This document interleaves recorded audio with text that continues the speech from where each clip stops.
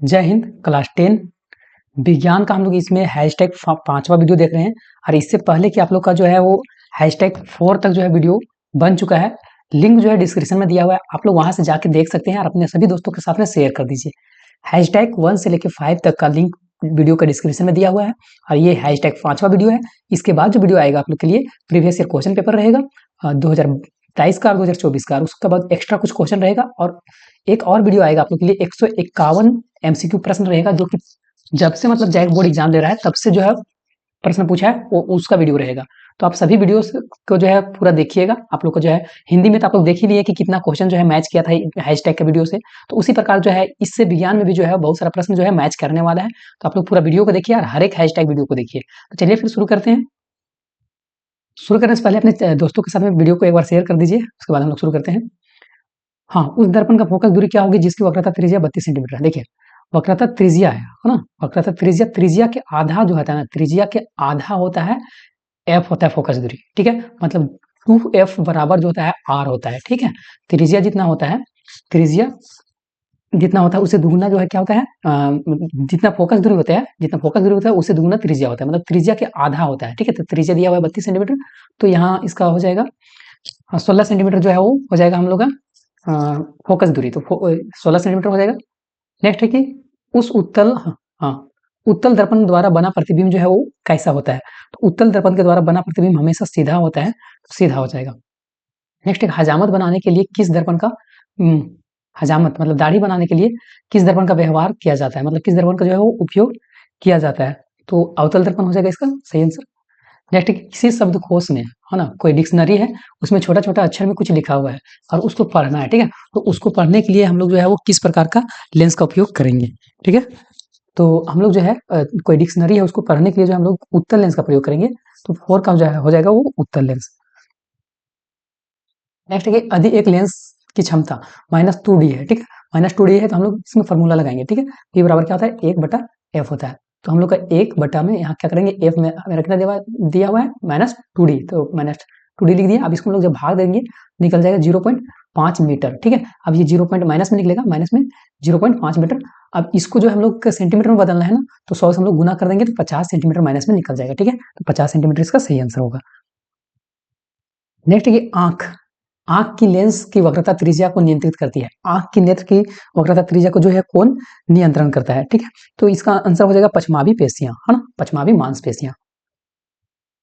सी number किसी दृष्टि दोष में, है ना, कोई भी दृष्टि दोष है में वस्तु का प्रतिबिंब रेटिना के पीछे बनता है, मतलब किस दृष्टि दोष, मतलब किस प्रकार का दृष्टि दोष रहेगा कि जो वस्तु का जो प्रतिबिंब है वो रेटिना के जो है वो पीछे बनेगा, तो दीर्घ दृष्टि दोष में इस प्रकार के होता है, तो दीर्घ दृष्टि दोष हो जाएगा सही आंसर।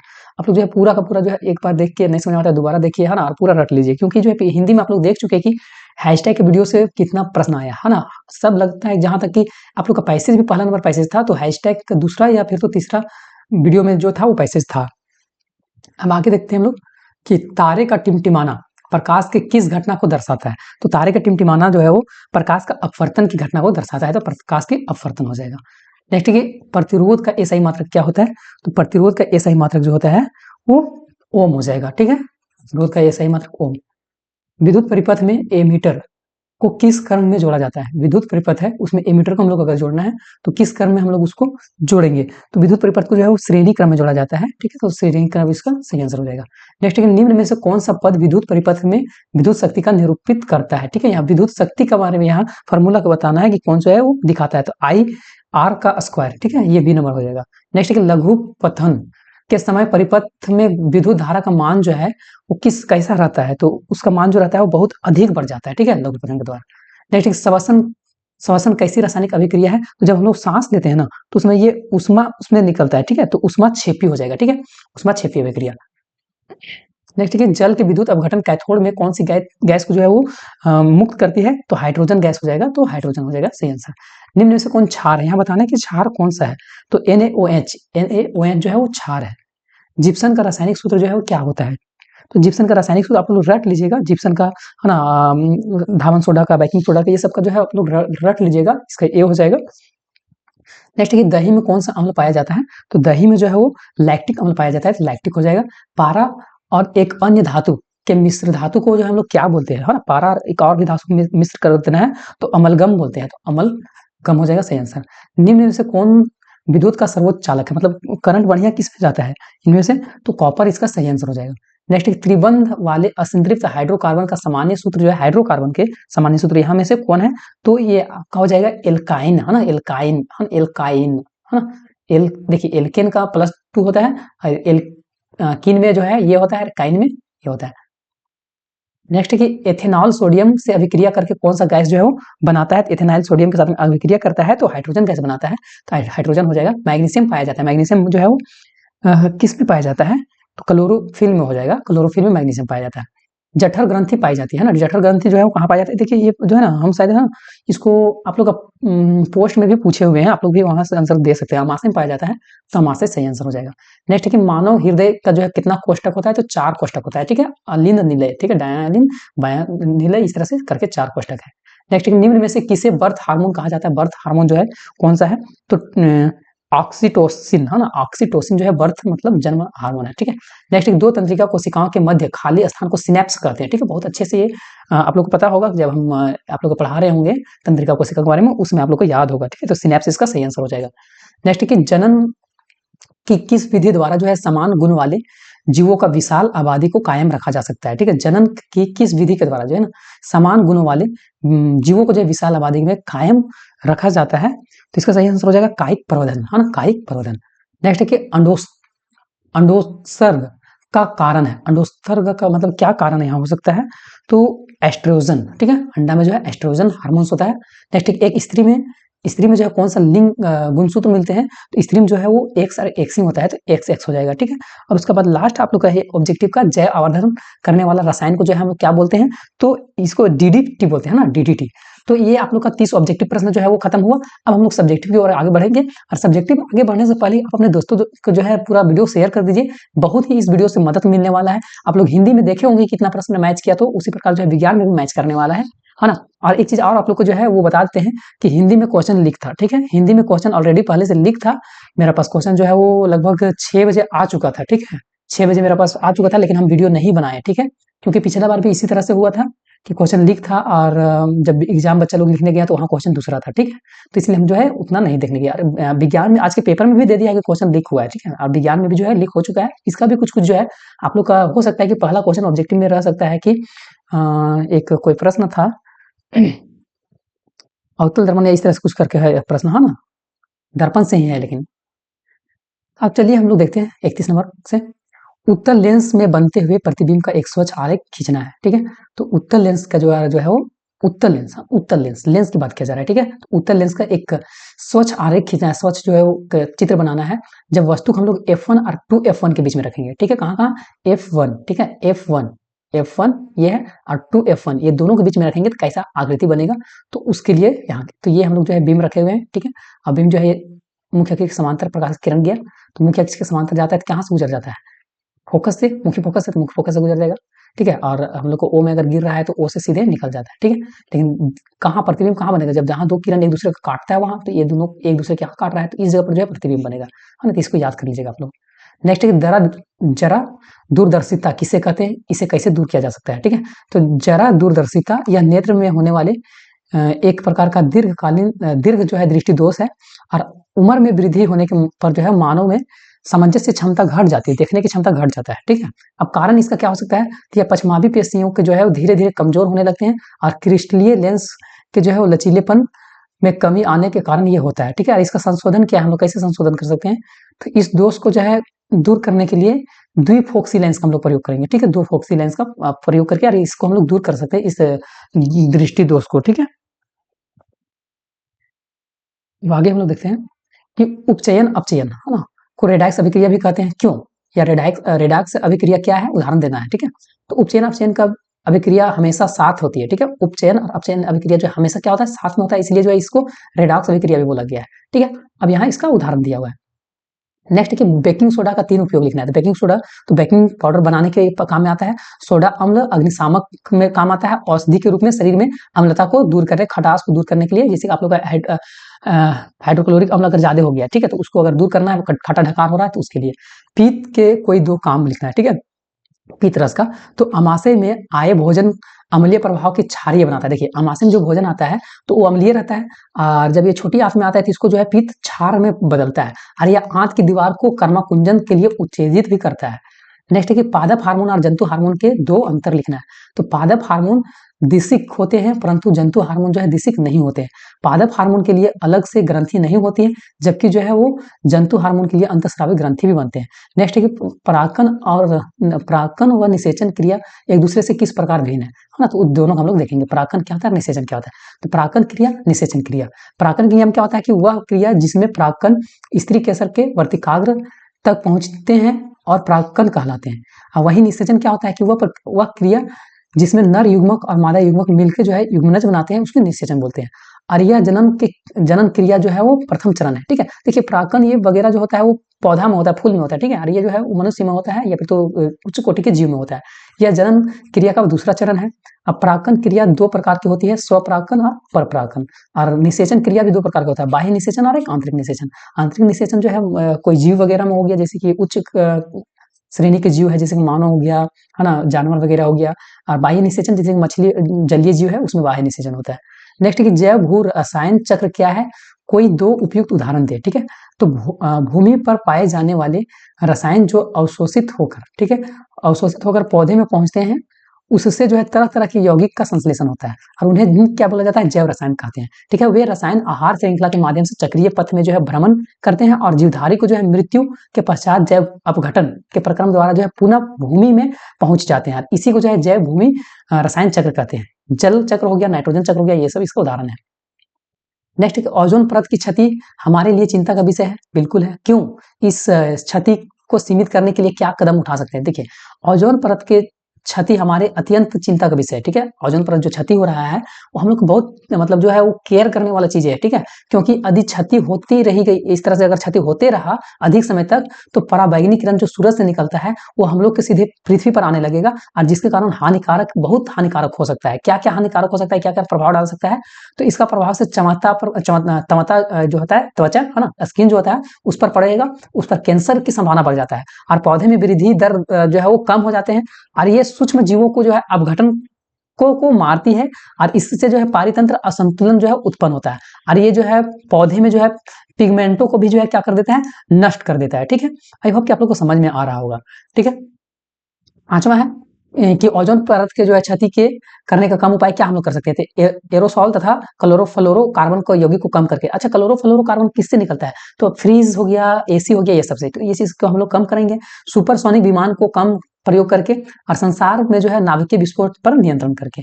अब यहाँ से प्रश्न जो आता है आपका 3-3 नंबर का प्रश्न है, अब उसको हम लोग देखेंगे। न्यूमेरिकल क्वेश्चन है, ये बहुत ज्यादा इंपॉर्टेंट है, एक न्यूमेरिकल क्वेश्चन रहेगा ही रहेगा। ठीक है, तो 5 सेंटीमीटर लंबा, है ना, कितना, 5 सेंटीमीटर लंबा है।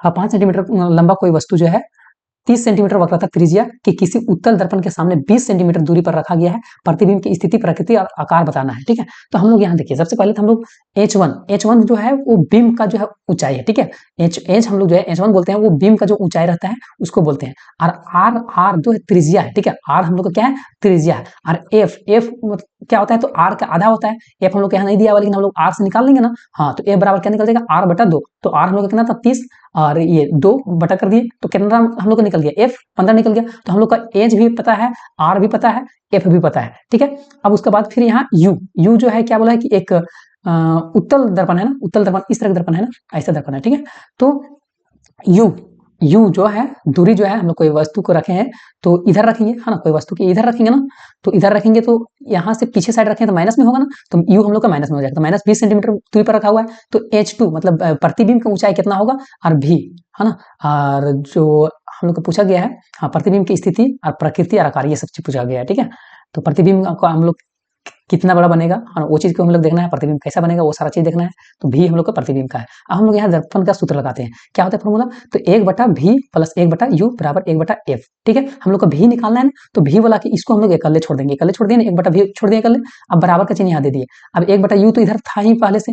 ठीक है, 1/u इधर था ही पहले से हम लोग का। एक मिनट नहीं, सॉरी, यहाँ थोड़ा सा मिस्टेक हुआ। 1/v को हम लोग ऐसे ही छोड़ दिए। अब 1/u जो था ये इधर हम लोग का प्लस में है ना, अब उधर ले गए, 1/f इधर था ना बराबर के इधर, तो इसको ज्यों के त्यों उतारा हुआ है, और ये प्लस में था उसको माइनस में ले आए हम लोग 1/u, ठीक है। अब इसको हम लोग जो है भिन्न के जोड़ कर देते हैं। अब भिन्न के जोड़ पूरा करने के बाद जो है फाइनल लिस्ट हम लोग का जो है ये 7/60 आएगा, ठीक है। तो v बराबर हम लोग का कितना निकल गया, 60/7, ठीक है। अब जब ये हम लोग का भागा देंगे तो प्लस में निकलेगा 8.57 सेंटीमीटर। तो मतलब हम लोग को जो है इधर बनेगा प्रतिबिंब, इस साइड में बनेगा, ठीक है। काहे कि प्लस में आ रहा है ना, तो प्लस में इधर हो जाएगा, और प्लस ऊपर में होता है, पीछे और नीचे जो है माइनस होता है। आई होप कि ये भी आप लोग को समझ में आ रहा होगा। अब नेक्स्ट हम लोग देख लेते हैं कि पादप हार्मोन और जंतु हार्मोन में दो अंतर लिखना है, ठीक है। पादप हार्मोन दिशिक होते हैं, परंतु जंतु हार्मोन दिशिक नहीं होते हैं। पादप हार्मोन के लिए एक मिनट, ये प्रश्न 2 बार आ चुका है जी, 40, हाँ, ये जो है 2 बार ऐड हो चुका है, ये आप लोग का नहीं होना चाहिए, ये हो चुका है, ठीक है। यहाँ से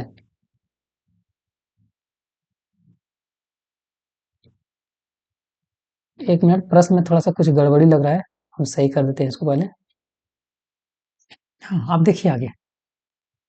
तो यहाँ हम लोग का भी निकल गया कितना, प्लस में 8.57। अब हम लोग आवर्धन निकालेंगे, ठीक है। आवर्धन एम बराबर क्या आ जाएगा, -v/u बराबर हम लोग का -60 बटा में जो है 7 गुने -20 बराबर जो है वो 3/7 हो जाएगा। अब पुनः हम लोग जो है एम बराबर जो है h2 और h1 को जो है भाग देंगे, तो h2 कितना निकला था हम लोग का 3, यहाँ हो जाएगा 3/7 को, तो 3/7 बराबर जो है h2/5। अब h2 हम लोग का निकल जाएगा 2.14, गुना कीजिएगा उसके बाद, तो ये 2.14 निकल गया। अब इससे हम लोग का स्थिति जो है कितना दूर बनेगा, तो 8.57 सेंटीमीटर दूर में बनेगा प्रतिबिंब। प्रतिबिंब प्रकृति क्या होगा, तो आभासी एवं सीधा होगा, और आकार जो है 2.14 सेंटीमीटर मतलब वस्तु से छोटा होगा, ठीक है। अब हम लोग देख लेते हैं अगला प्रश्न 40 नंबर कि लेंस से क्या समझते हैं। लेंस है ना, उत्तल लेंस तथा अवतल लेंस में अंतर बताना है। तो लेंस किसको बोलते हैं, तो दो सतहों से घिरा किसी पारदर्शी पदार्थ का एक टुकड़ा जिसका कम से कम एक सतह वक्रित वक्रित हो, मतलब इस तरह से गोल टाइप में हो, लेंस कहलाता है। अब उत्तल लेंस और अवतल लेंस में हम लोग अंतर देख लेते हैं। तो उत्तल लेंस क्या होता है, तो यह बीच में से मोटा होता है तथा किनारे पर पतला होता है। अवतल लेंस यह बीच में पतला होता है लेकिन किनारे में मोटा होता है। उत्तल लेंस इसमें किरणें संतृप्त होती है, और अवतल लेंस में इसमें किरणें अपसरित होती है, ठीक है। अब इसमें क्या है कि इसमें जो है वास्तविक तथा आभासी दोनों प्रतिबिंब बनता है, और इसमें केवल आभासी प्रतिबिंब बनता है। तो ये अवतल और उत्तल लेंस का अंतर था। अब नेक्स्ट किसी अंतरिक्ष यात्री को किसी अंतरिक्ष यात्री को आकाश नीले की अपेक्षा काला दिखाई देता है, क्यों, तो अंतरिक्ष में वायुमंडल या अन्य सूक्ष्म कण नहीं है, अतः सूर्य से जो आती प्रकाश की किरण का परिकिरणन नहीं होता है, इससे अंतरिक्ष यात्री को जो है आकाश नीले की अपेक्षा में जो है वो काला दिखाई देने लगता है। नेक्स्ट है ऑक्सीजन का योग या ह्रास के आधार पर निम्न पदों का व्याख्या करना है। तो देखिए सबसे पहले उपचयन है, तो उपचयन वे अभिक्रिया है जिसमें ऑक्सीजन का योग या फिर तो वृद्धि होता है, उसको हम लोग उपचयन बोलते हैं। उसी प्रकार अपचयन किसको बोलते हैं, तो अपचयन वे अभिक्रियाएं हैं जिसमें कि ऑक्सीजन का ह्रास या कमी होता है, उसे अपचयन बोला जाता है। उदाहरण आप लोग को दिया हुआ है यहाँ आपको। नेक्स्ट है कि एक ग्वाला ताजे दूध में थोड़ा बेकिंग सोडा मिलाता है, ठीक है। ग्वाला है, यादव है, वो उसमें ताजा दूध में क्या मिला देता है, बेकिंग सोडा मिलाता है। तो ताजा दूध, प्रश्न पूछा है कि ताजा दूध के पीएच का मान 6 से बदलकर थोड़ा क्षारीय क्यों बना देता है, और दूध को दही बनने में अधिक समय क्यों लगता है। दो प्रश्न है। अब इसमें हम लोग देखते हैं कि बेकिंग सोडा का प्रकृति जो है क्षारीय होता है। जब बेकिंग सोडा को दूध में मिलाया जाता है तो दूध का प्रकृति क्षारीय हो जाता है, ठीक है। और दूसरा जो है बेकिंग सोडा मिलाने से दूध की प्रकृति क्षारीय हो जाता है, जो कि इसे जल्द ही खट्टा होने या फिर तो अम्लीय होने या दही बनने में से रोकता है। इसलिए जो है इस दूध को जो है दही बनाने में अधिक समय लगता है। नेक्स्ट है कि भर्जन एवं निस्तापन में दो अंतर बताना है। ये इंपॉर्टेंट प्रश्न है, देख लीजिएगा आपको इसको, है ना, कि भर्जन क्या होता है, इसमें अयस्क जो होता है, अयस्क को वायु की उपस्थिति में गर्म किया जाता है। निस्तापन क्या होता है, तो इसमें अयस्क को सीमित वायु की उपस्थिति में गर्म किया जाता है। अब इसमें क्या भर्जन में क्या होता है, यह प्रायः सल्फाइड अयस्क के लिए उपयुक्त होता है, और यह जो प्रायः कोबाल्ट अयस्क के लिए उपयुक्त होता है। ये 44 का ये हो गया। अब भी देखते हैं, संक्षारण को परिभाषित करें। संक्षारण से बचाने के लिए जो है वो दो उपाय को बताना है। तो संक्षारण क्या होता है, तो वायु तथा नमी की उपस्थिति में किसी धातु के परत पर जो है परत बन कर नष्ट होना संक्षारण कहलाता है। देखिए कोई वायु की नमी, है ना, वायु तथा नमी की उपस्थिति में कोई धातु का परत जो है वो क्या होता है कि बन कर नष्ट हो जाता है, मतलब थोड़ा थोड़ा जो है परत बन करके धातु का परत बन के जो है नष्ट हो जाता है, उसी को हम लोग क्या बोलते हैं, संक्षारण कहते हैं। संक्षारण से बचाने के लिए हम लोग दो उपाय ये है कि यसद लेपन जिंक का जो परत चढ़ा सकते हैं, या फिर तो पेंट धातु के ऊपर पेंट चढ़ा सकते हैं। नेक्स्ट 45 नंबर कि हमारा शरीर में ग्राही का कार्य क्या है, ऐसी स्थिति पर विचार करें जहां ग्राही उचित प्रकार से कार्य नहीं कर रहे हो, क्या समस्या उत्पन्न हो सकती है। ठीक है, तो ग्राही सूचनाओं को ग्रहण करके उन्हें आवेग के रूप में जो है संवेदी तंत्रिका तथा मेरुरज्जु और मस्तिष्क में भेजते हैं। वहां अन्य सूचनाओं को जो है विश्लेषण होता है और तदनुसार एक उपयुक्त आदेश आवेग के रूप में मोटर तंत्रिका द्वारा जो है उस ग्राही अंग की पेशी में और ज्ञानेंद्रियों में भेजा जाता है। तदनुसार अनुक्रिया होती है। अधिग्राही अंग उचित प्रकार से कार्य नहीं करेगा तो सूचनाएं मस्तिष्क और मेरुरज्जु तक नहीं पहुंचेगा। तो यह इसमें क्या है कि इस प्रकार से शरीर के आवश्यक कार्य संपादित नहीं हो सकेगा और वही जो है वो किसी भी संभावित खतरे का शिकार हो सकता है। देखिए समझिए यहाँ पहले कि हमारे शरीर में अगर ग्राही अंग जो ग्रहण करता है, कोई भी चीज को ग्रहण करता है, जैसे हम लोग को ठंडा लगने लगता है तो हम लोग को दिमाग और मेरुरज्जु थोड़ी ना उसको मतलब जो है ग्रहण करता है ठंडा लग रहा है। हम लोग को ग्राही अंग जो है उस त्वचा ग्रहण करता है, उसके बाद वो चीज सिग्नल भेजता है उसके पास। तो ये अगर बढ़िया से काम नहीं करेगा तो फिर सिग्नल नहीं भेजेगा तो फिर हम लोग को मस्तिष्क और मेरुरज्जु उसके हिसाब से फिर काम नहीं कर पाएगा। ठीक है, जनन किसी स्पीशीज की समष्टि के अस्थायित्व के किस प्रकार जो है वो सहायक है। तो जनन द्वारा जीव अपनी प्रकृति अथवा नई संतति को जन्म देती है। यद्यपि नई संतति जनक की पूर्ण प्रकृति नहीं होती है, फिर भी जो है उनमें से मौलिक समानताएं होती है। इस प्रकार के जनन के द्वारा जीव अपनी संतति का निर्माण की प्रक्रिया को बनाए रखता है। यदि जीवों में जनन की प्रक्रिया नहीं हो तो वे अपने समान जीवों का उत्पत्ति जो है वो नहीं कर पाएंगे और एक समय बाद उनका अस्तित्व जो है मिट जाएगा, है ना। किसी स्पीसीज में पाई जाने वाली जीवों का विशाल संख्या को ही जो है जनन का ही परिणाम है। अब आगे हम लोग देख लेते हैं यहाँ कि खंड घ में 5 नंबर का 4 प्रश्न को श्रेणी क्रम में संयोजित करने के स्थान पर श्रेणी क्रम में संयोजित करने के स्थान पर वैद्युत युक्तियां पार्श्व क्रम में संयोजित करने के क्या लाभ हो सकते हैं। ठीक है, तो पार्श्व में संयोजित विद्युत उपकरण में कोई उपकरण फ्यूज हो जाने पर अन्य उपकरणों का जो है कार्य इससे बाधित नहीं होगा। ठीक है, फिर से एक बार समझिए श्रेणी क्रम संयोजित करने के स्थान पर वैद्युत युक्तियां को पार्श्व क्रम में संयोजित करना चाहिए। इससे क्या लाभ है, तो पार्श्व क्रम में संयोजित करने से जो है उपकरण में कोई उपकरण का फ्यूज अगर जल जाता है या फिर तो फ्यूज कुछ हो जाता है, ठीक है, तो उसका अन्य जो उपकरण है वो इससे बाधित नहीं होगा। प्रत्येक उपकरण में अपनी आवश्यकता अनुसार जो है धाराएं ग्रहण करने के फलस्वरूप वो अच्छी तरह से जो है वो कार्य करते रहेंगे। नेक्स्ट है कि 4 ओम, 8 ओम, 12 ओम और 24 ओम प्रतिरोध का 4 कुंडलियों को इस प्रकार संयोजित करें कि संयोजन एक में जो है वो अधिकतम 48 ओम हो और दूसरा में जो है न्यूनतम जो है वो 2 ओम जो है प्रतिरोध प्राप्त हो सके। तो हम लोग पहला देख लेते हैं। पहले अधिकतम प्रतिरोध प्राप्त करने के लिए हम लोग प्रतिरोधों के कुंडलियों में जोड़ना है ना, और कितना लाना है हम लोग को 48। तो इसको हम लोग कैसे जोड़ेंगे, तो R बराबर R1, R2, R3 और R4, तो सबको जोड़ देंगे 4, 8, 12 और 24, सबको जोड़ दिया कितना हो गया 48 ओम हो गया। उसी तरह से निम्न में अगर जोड़ना है तो हम लोग इस प्रकार से जोड़ेंगे 1/R, तो 1/R 1, 1/R2, 1/R3 और 1/R4, ये सबको हम लोग भिन्न जोड़ अगर कर देंगे तो 12/24 आएगा और इसको जब काटेंगे तो 2 आएगा। बहुत ईजी प्रश्न है, ये लोग प्रश्न को जो है आप लोग प्रैक्टिस खूब कर लीजिएगा। अति भारम, ये बहुत इंपॉर्टेंट प्रश्न है ना, ये अति भारम जो है बहुत ज्यादा इंपॉर्टेंट प्रश्न है। हो भी सकता है कि ये प्रश्न आप लोग को दे दे। अति भारण एवं लघु पतन को समझाइए। घरेलू विद्युत परिपथ में अति भारण एवं लघु पतन से बचाने के लिए जो है क्या सावधानी बरतनी चाहिए। तो कभी कभी जो है एक साथ में बहुत सारे विद्युत उपकरण जैसे कि हीटर भी चल रहा है, फ्रिज भी चल रहा है, आयरन भी चल रहा है, विद्युत मोटर भी चल रहा है, सब चालू कर देने पर जो है परिपथ का धारा बहुत बोझ बढ़ जाता है। तो इससे अति भारण, इसी को हम लोग जो है बोझ, जब जो है मान लीजिए एक साथ में हम लोग बहुत सारा चीज जो है घर में चालू कर दिए हैं, टीवी उवी से जितना चीज है सब साथ चालू कर दिए हैं, तो उसी को हम लोग अति भारण बोलते हैं। ठीक है, उससे जो है कि लोड बढ़ जाता है। अब जबकि किसी कारणवश गर्म तार, जीवित तार एवं ठंडा तार में उदासीनता तार जो है जब किसी कारणवश गर्म तार एवं ठंडा तार आपस में अगर सट जाते हैं तब परिपथ में प्रतिरोध बहुत घट जाता है अर्थात शून्य हो जाता है, जिसके धारा जो प्रवाहित होता है, प्रवाहित का धारा का प्रबलता लगभग दुगुना हो जाता है। इसी घटना को जो है लघु पतन बोलते हैं। ठीक है, शॉर्ट सर्किट बोलते हैं।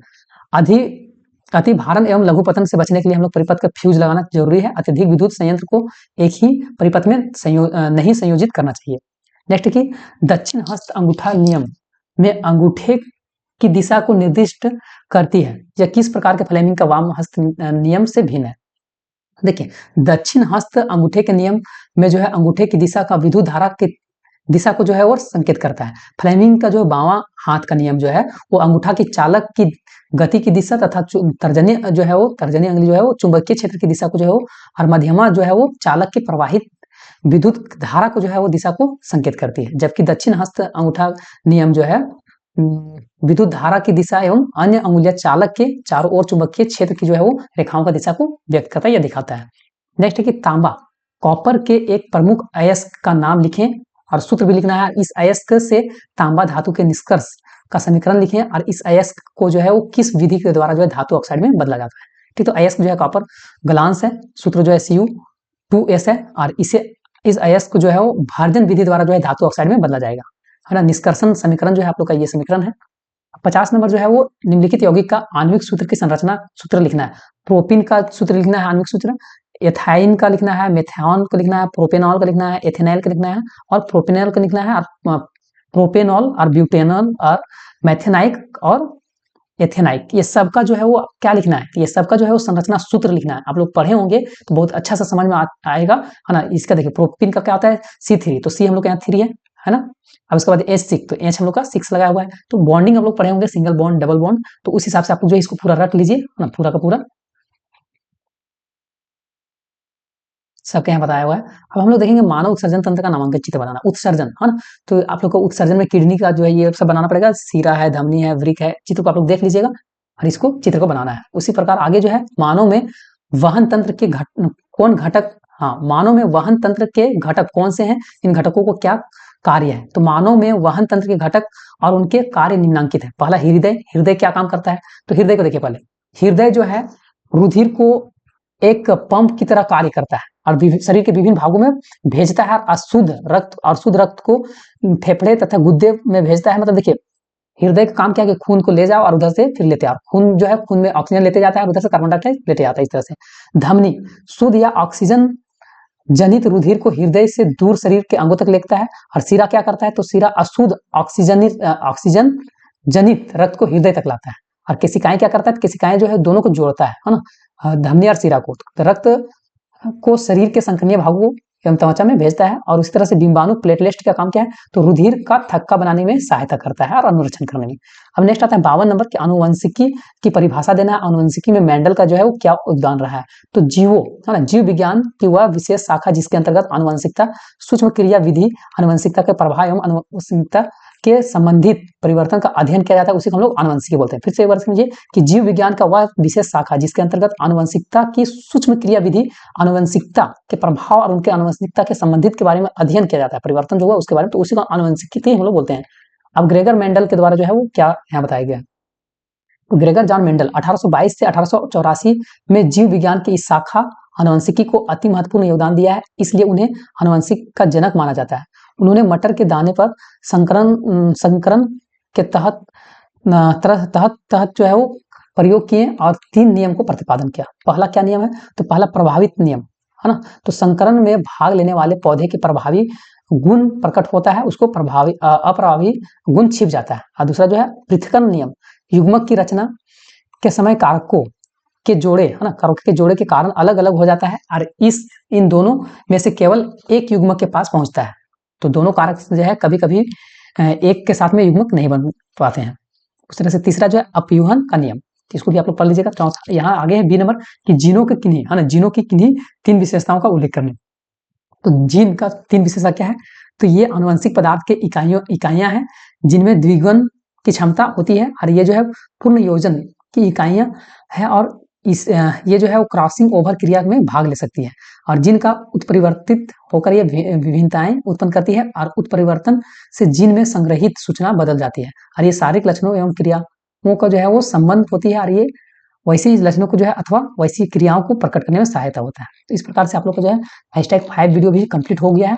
अब जो प्रश्न आप लोग के लिए लाया जाएगा वो प्रीवियस ईयर क्वेश्चन रहेगा, तो आप लोग प्लीज उसको देखना नहीं भूलिएगा क्योंकि प्रीवियस ईयर से भी जो है बहुत प्रश्न पूछता है। ठीक है, तो प्रीवियस ईयर भी आप लोग को देखना है और उसके बाद 151 प्रश्न का जो है रहेगा उसको भी आप लोग देख लीजिएगा। हम लोग मिलेंगे नेक्स्ट वीडियो में, तब तक के लिए जय हिंद, जय भारत, जय झारखंड, जोहार झारखंड।